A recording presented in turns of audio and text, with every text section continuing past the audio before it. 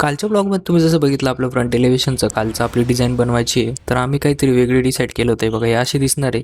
3 लाईनी घेतल्या आणि त्या तिन्ही लाईन अशा स्लांटिंग पोझिशनमध्ये कट केल्या. सिंपल आहे पण मॉडर्न लुक देते घराला. आणि या आतमधनं आहे ना प्लास्टर पण करून घेतलं, जेणेकरून इथं आपली रेलिंग मस्त उभी राहील. आणि ही एक खिडकी बघा व्हेंटिलेशनची तुम्हाला काल दाखवायची राहिली. इथनं आहे ना मस्त हवा येत राहील. आणि व्हेंटिलेशनचं सगळं प्लास्टर झालं होतं कालचे चालू होतं ना ते. आणि हे असा लुक येतोय फ्रंटनं. जेव्हा हे पालक निघाल ना तेव्हा तुम्हाला एकदम भारी दिसल ते. आणि साईडची वॉल जी ना काल जी बनत होती तिचं आज प्लास्टर पण जवळपास झालंच होतं.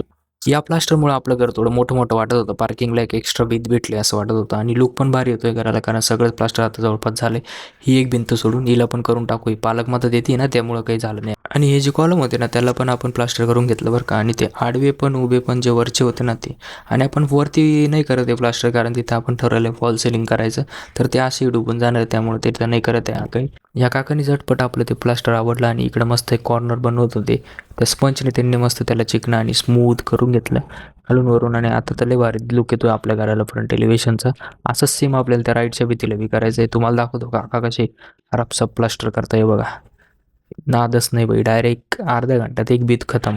उद्या आहे आपल्याला राईट साईडच्या भीतीला बी करायचं आहे, तर उद्याच्या ब्लॉगमध्ये दाखवत तुम्हाला पूर्णच्या पूर्ण लुक. उद्या मे बी पालक बी निघून जाईल तर तुम्हाला चांगलं दिसेल. चला भेटतो उद्या. धन्यवाद.